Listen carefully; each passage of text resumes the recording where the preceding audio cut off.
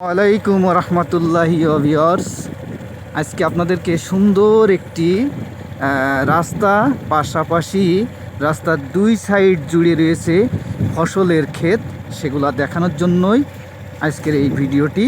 তো সাথে থাকুন এবং দেখুন যে বাংলার সৌন্দর্য কাকে বলে সেটা আপনাদেরকে দেখানোর চেষ্টা করছি।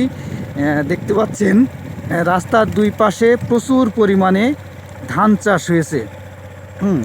মানে এত সুন্দর লাগছে যে আপনাদের বলে বোঝাতে পারবো না। দেখতে পাচ্ছেন যে অপরূপ সৌন্দর্যে ঘেরা রয়েছে এই রাস্তাটির দুই ধার ধরেই বা জুড়েই। এখানে ছাগল চড়াচ্ছে, দেখতে পাচ্ছেন দেশি ছাগল। এবং রাস্তাটা আসলে খুবই সুন্দর, দেখলেই বুঝতে পারছেন আপনারা যে দেখেন কি অবস্থা, কত সুন্দর রাস্তার দুই সাইডে, এত সুন্দর।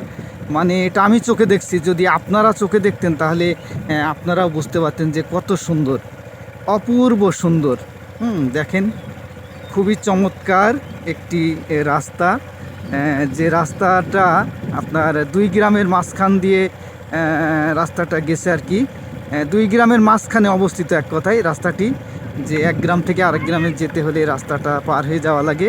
এবং এই রাস্তার দুই ধারে দেখতে পাচ্ছেন যে কত সুন্দর ভিউ, খুবই চমৎকার ভিউ একটি।